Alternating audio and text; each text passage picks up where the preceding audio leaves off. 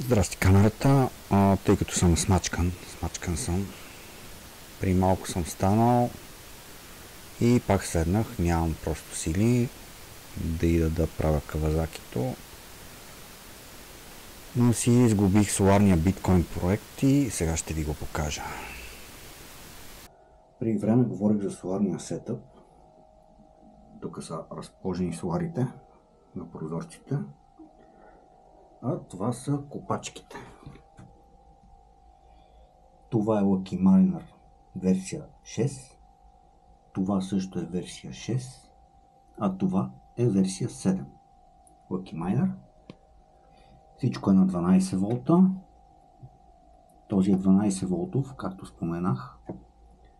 Идват директно от чарж контролера.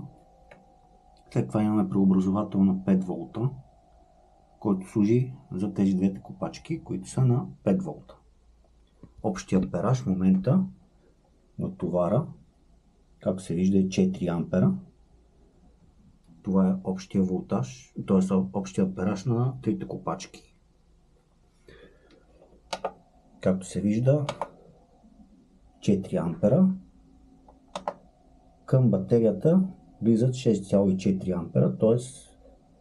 имам около, да сметнем, 4,6, имам 10,4 ампера входящо напрежение на малко повече волтаж, отколкото трябва.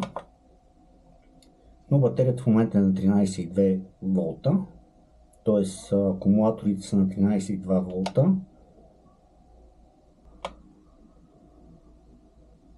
А сега ще покажа и това е напрежението, което идва от панелите, 13,4 волта.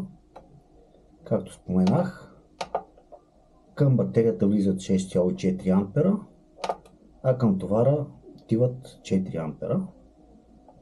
Това мисля, че е достатъчно. И така, има и слънце, имаме копаене. Това са Lucky Miner, т.е. ако удара блок. Слънчево ли е, може да ударим блок. Ако няма слънце, няма да ударим блок. И така, камерата.